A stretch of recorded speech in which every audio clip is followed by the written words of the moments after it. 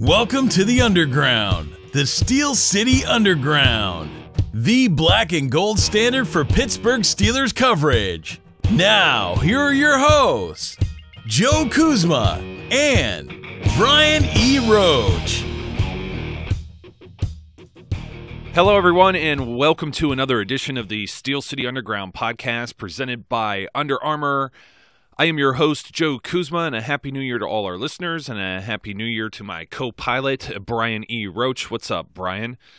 Hey, Joe. Happy New Year to you, everyone that's listening. Happy New Year to everyone that doesn't live in New England.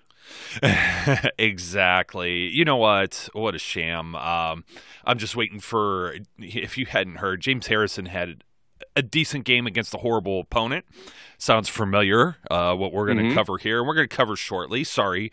We were a little bit busy yesterday, Monday being a holiday and whatever. So being the gracious boss that I am, I gave everyone the day off. Even though Brian was pestering me and wanted to talk football, it was just too much going on, too much noise, et cetera, et cetera. So plus it was really, really, really, really cold out. But if you're I didn't leave the house at all, man. It's like I saw the people sitting out at Times Square and stuff, and I'm like, you're all crazy. And then they ask, well, how do you stand out here since 9 in the morning? Well, I wear a diaper. And speaking of people who wear diapers, there's the baby that's James Harrison, and he got to play. Wham, wham, with his rattle, got to play, got a couple sacks against a horrible New York Jets team. Okay, so what? I want to see him play back-to-back weeks when he has the real rigors of football.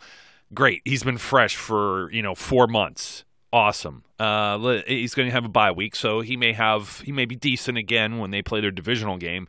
When you get the AFC Championship game, well, they may not get there anyways. So that's all I keep saying. But yeah, Andy Dalton had a superhuman comeback. I don't know. He looked more elite than Joe Flacco. Kicked the Ravens out, so it's looking better and better for New England versus Steelers if there's an AFC Championship game. But before we get to that with today's abbreviated show, we have to talk about what happened on Sunday. And what happened on Sunday, Brian, is as follows. There is a gentleman who plays a backup to Ben Roethlisberger who had over a 100 quarterback rating. We went 23 of 27, 23 completions of 27 attempts, which is like 85.5% or something like that. I don't have it in front of me, but it was insane.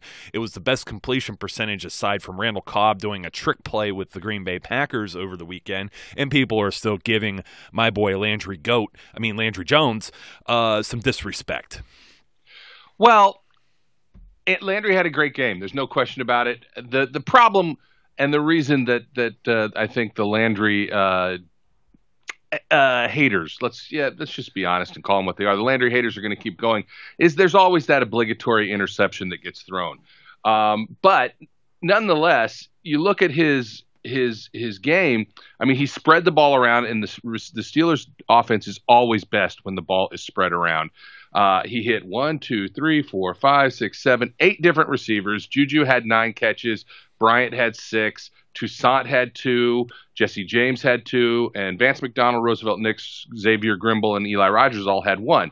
So he spread the ball around. He was effective operating the offense. He showed why the Steelers have continually kept him in that role. He is a quality backup for the team, which is what you and I have always said. So you can call him the GOAT as long as you say GOAT backup. Well, I did say he was the backup to the GOAT, but now he may be GOAT backup to the GOAT. So if you see what I did there, but I do. Oh man, he was sharp. The obligatory interception. They wanted to say triple coverage or whatever. That's what it looked like sitting at Heinz Field, freezing my behind off. That was a very cold game. It was hard to concentrate. Watch the replays. Looked like that ball could have been underneath too to Jesse James. He was under duress. There was another one where Myles Garrett, give that rookie credit, comes in, strips the football because they were playing with a patchwork offensive line, which I'm not sure that people quite understand what happened when B.J. Finney goes out. He's the backup center. You don't even usually get reps as a backup center, but he probably got reps through the week in practice because they were expecting to sit Marquise Pouncey. So speaking of a backup to the GOAT, and then now you got Chris Hubbard out there who hasn't probably snapped the ball in God knows when. And especially in a live situation like that, is Chris Hubbard, I don't even know, has he even played center? I mean, it was Cody Wallace before BJ Finney was around. So if he had any snaps, it was probably like preseason or whatever. I mean, I'm really struggling to think about that. So there's some balls that hit the dirt. Landry picked one up right off the ground and still threw an outlet pass. I think that fits Toussaint. A very strong game. I'm just saying, I'm out of my mind that he went 23 of 27. I wouldn't even have guessed that. And then my other guy I called out before the game, before we get to the guy who really needs called out, had a big game. Darius Hayward-Bay. I said DHB would make his presence known on the offense, and he gets a rushing touchdown. I mean, geez, the guy's fearless. It makes me wonder on that run and having seen him do it against the Dolphins last year, why he plays special teams. He's around for special teams. Why isn't he returning kicks? I mean, the vision that he had on that, he split two defenders and was so fast that they hit each other. He was like the Flash and went right in between them. Here's why I don't think he's returning kicks. And I first let me say I agree with you. DHB proves his value once again as a special teamer, as a part-time player. But the reason I don't think he's returning kicks is returning kicks involves catching the ball. Whereas running an end around really involves just taking the ball. You know, I can't remember whether that was a pitch or if it was just a handoff. Either way, it's a much simpler process. And we can be honest, one of DHB's not strengths or weaknesses is keeping the ball in his hands when he's trying to catch it. You know, I think that's probably one of the reasons he's never been considered as a returner. But still, nonetheless, I wish he'd teach Martavis Bryant how to not fall down when guys hit you. Oh, he was slipping. I mean, the field was a little sloppy. I mean, stuff was, they had like that the element stuff that melted. I mean, my shoes actually were soaking wet. I mean, that's how, and I had a blanket and stuff, and it got wet. So just people don't realize. I mean, well, it's frozen, it's below freezing. It was whatever, like 8, 10, 12 degrees with the wind and whatnot. They have that drying element and everything else, and then there's just the body heat with people and whatnot. So the field gets a little sloppy, especially when you're playing on grass. You're going to slip and slide. It's an ice rink, literally. And you saw that happen with a few players throughout the game. And I don't know, some people that were critical of some of the things. Just the other thing with Darius Hayward-Bay, yes, we know about his hands. But, geez, did you see Sammy Coates was returning kicks last year? You saw his hands. So, good point. Frankenstein fingers. Just to one of the points, a lot of people were upset with defense too. So not only did you have like a lot of backups in on the offense, I mean, you had a guy. Browns fans are amazing, and I had to listen to a lot of them make their excuses as to why they had a winless perfect season, 0-16, losing to the Steelers backups. I'm like, they're like, oh well, your defense doesn't look very good. It's like, well, first you let Landry go all the way down, march up and down the field, and then they had a third string center, and you still couldn't put too much pressure on him, and then you had a guy literally signed off the street two weeks ago. What did he put up? I'm trying to see. I have Landry's numbers in front of me. 80 yards. Landry was like the 8th in quarterback ranking. It was 85.19 was his completion percentage, which was the best out of everyone. There was like Nate Sudfeld that got who the hell's Nate play for? I think he was in that same draft or just after. But some of the people further down this list, like for the day, like Matt Ryan, Andy Dalton, Tom Brady was like something miserable, like 17-18 of 37-38. He had a terrible day. He was like 20th in the league in QB rating against the Jets. So I don't know that, and then you got Kaiser, it was like 50th out of everybody that played. But people were, they were talking about Kaiser. Oh, he just runs around, blah, blah, blah. And it's like, well, they said after the game, the Steelers were trying to freelance to get the sack record, which is what they did. And no less there, too, they still have backups playing. Arthur Motes, Anthony Chickalo. We saw McCullers out there a little bit. Tyson Alualu completely in there full time for Cam Hayward, had a phenomenal game. You still don't know who the inside linebackers are. And basically, it was the secondary. And I mean, it's disappointing that they still give up like a big play, especially with Deshaun Kaiser back there. Big plays like they did with Josh Gordon and I'm trying to think of the other one of their young receivers. Higgins. They have so many of them. They have Lewis. They have Higgins. They have all these guys. They have Corey Coleman. Everyone was on the Cleveland side is upset that Coleman drops the ball at the end, and it's like you had plenty of opportunities to do other things than him having the ball hit him squarely in the chest. You know what I mean? They acted like that cost them entirely the game. I don't know what happens if the Steelers get the ball back. Landry Jones with 56 seconds, could he do what Big Ben does? I don't know. But regardless, it was the Steelers' backups for the most part. You cannot stress how important someone like Cam Hayward is, or, you know, Watt's in there sometimes, Dupree's in there sometimes, that they're rotating guys back and forth, and what they were just basically doing was sending the house because they wanted that record. They set the record, which is amazing. Would anyone have thought going into this season that this defense, I don't even think I still believe it in the regular season's over, is that they set an all-time sacks record on the Pittsburgh Steelers. Yeah, and not only that, if I'm not mistaken, I think they ended up leading the league in sacks. I think they ended up surpassing Jacksonville and taking over the lead. 56 sacks in a season. You know, I was counting them down, and it was certainly an auspicious start, and I think that had to fuel them, because I think on the first series they got 2. And, you know, it was like playing Madden, it looked like. You know, it's just sack. Okay, the Browns are going to do nothing. You know, and clearly that was in their heads. Yes, the defense had its flaws, but remember, this is also Josh Gordon. Josh Gordon is probably, even coming back after the long absence, he's still probably one of the best receivers they've seen all year. And he's going to eat. You know, he's going to get his. Joe Hayden did a good job on DeAndre Hopkins the week before, and, you know, he got caught looking into the backfield a couple times, which you can sort of understand, considering that, you know, your biggest fear with the Browns was the running game, which they did a really solid job of containing, other than a couple runs by Kaiser, who was scrambling out of the backfield. I think Crowell was 15 attempts for 21 yards. Johnson had 20 yards on 6. You know, they did a solid job of holding on to the run. I think they were focused on that after last week getting gashed, and then focused on the sack record. And as a result, you know, some of those longer passes got opened up. I think they'll get that under control. But I want to say something about T.J. Watt, because of the day that he kind of had and the season he's had. And everybody, as you kind of alluded to, everybody talking about James Harrison. You know, he goes to New England, he gets 2 sacks in garbage time, folks. It was the end of the game. He got his 2 sacks towards the end of the game.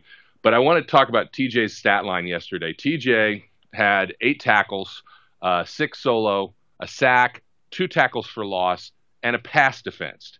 And for the season, his lines are 52 tackles, 39 solos, 7 sacks, 1 forced fumble, 1 interception, and 8 passes defensed. 8. Now here's that. I mean, as an outside linebacker, as an outside linebacker, that says to you why James Harrison gets no snaps. They play. I mean, you can't get a clearer definition of the difference in how they play than that stat of 8 passes defensed.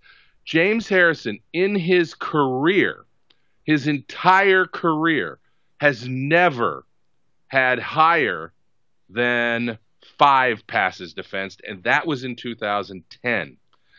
You know, it's a different style. When you have to go back, you know, several years to see, you know, that kind of setup. It's just a different style of defense, and that's why that transition was necessary. You know, TJ made James Harrison, you know, superfluous. That's just the way it ends up, and it's unfortunate that he's on the Patriots. I'm not going to even say I'm happy that he got into the game and played and did halfway well, because I'd rather he didn't. But you know, don't get too enamored of the fact that he got 2 sacks towards the end of the game against a Jets team that really stinks. Oh, yeah. And you know what? For the same matter, if they end up playing the Kansas City Chiefs for their first playoff game after the bye, we know that Harrison kind of owns Eric Fisher, too. And somebody made the comment that Belichick just signed Harrison for that very reason, just so they could get past the Chiefs. You don't know. But, I mean, here's the thing with Belichick. And if he's so smart, if he's such an evil genius, why would they need to sign a guy like Harrison to learn all of the Steelers' inner workings and super secrets and everything like that? Why does he need a guy like that? That's the thing I never agreed with. But this isn't all about James Harrison. There was another young man who had a fantastic New Year's Eve in closeout for 2017. He tweeted 2017 lit, 2018 lit. That is Juju Smith-Schuster, 143 yards, as you said, on 9 catches. He had the one touchdown where no one was covering him. That was Landry Jones once again, too. He saw something. He comes up to the line of the scrimmage and calls an audible. And this is the thing. When I'm defending Landry and everybody looks at me like I'm wearing a tinfoil hat, he can run the offense. He can call audibles and et cetera, et cetera. Is he Ben? No one ever is Ben. But he's even better. I mean, Charlie Batch didn't have some of the best games either, and he had a great defense behind him. So I think it's time to start cutting this kid some slack. Now, the real kid, Juju, throwing snow at Martavis Bryant in sub-zero weather. I think Bryant looked at him like, "Are you nuts?" And then Juju goes back, gets the football, hands it to the referee. Referee has the biggest smile on his face. The head referee, by the way, didn't look too happy at all. Jerome Boger, who I believe he has a very thick Southern accent. He probably thought it was way too cold. Why are you sending me to Pittsburgh for this game? He was bundled up like Ralphie's brother on Christmas Story. So, but Juju with the kick return for the touchdown too, which was huge because Cleveland, everybody, Cleveland's got a chance. They tie the game up, and it's just, nope, this is typical Cleveland. They are going to blow this game somehow, and they did. And a few other footnotes here too. I mean, they tried to get. I said before the game, I was telling my cousin, I said, I heart 45 and 89. That's Rosie Nix and Vance McDonald, and Rosie didn't get it done. They tried to give Rosie some props there. It didn't get done. They could have punched one more in, and I was really hoping they put 40 on the Browns, and it just stalled. I think if Finney stays in there, I think it's a little bit different. And also, we mentioned before this in the preview, Duke Johnson also with his nod to Ryan Shazier. So you had you had that going on. And Vince Williams with also wearing, instead of 98 on the back of his helmet, he had 50. I'm like, oh, that's fine. It looked like he grabbed the wrong helmet. It wasn't like a decal or anything. It was the actual uniform numbers. He had the number 50 helmet in his hand at one point. So pretty cool seeing all that. The Shea Leaf thing is still quite strong. We're going to get into talking about postseason stuff because we're going to have a full week to really dive into that. So we just wanted to talk about how the Steelers basically own the Cleveland Browns with their backups, and I think we covered all the bases, Brian. Yeah, I think so. It was, closer than I think either would have liked, but it still showed. It was a game where I don't think you ever really thought they were going to lose. You figured that it was much more interesting watching the Bengals and the Ravens, to be quite honest. It was. As painful as that was, I'm like, the only reason I was rooting for the Bengals because I wanted to see the Ravens flop, and I'm like, can they really lose 3 years in a row in the final game to the Bengals and get kicked out of the playoffs for like the third year in a row? And they did. Yeah, and they did. At home. What a choke job that was. Yeah, I am just so sad for them. And then, well, yeah, I know. And then you got Buffalo, who hasn't been in it. They're the last major professional sports team of the 4 major sports to not be in the postseason. Even the Browns have done that this century. So they finally get in for the first time since like 98 or 99. And you feel good for them in one hand. On the other hand, it's like, well, I don't know how that's really going to work out. But Buffalo people are happy. They finally got something going on there, too. So we're going to talk about some of that because we'll be talking. We don't know who the Steelers' opponent will be, so we're going to take a little preview on the next show here and look at the upcoming games for the weekend and who the Steelers' probable opponents could be. So thanks for joining me again, Brian, and Happy New Year. The same to you, the same to all our listeners. Hopefully we start 2018 off in the right way. I do believe we will. So until next time, folks, hopefully you were safe and you're still here with us. Continue to be safe, be good, and we'll catch you later.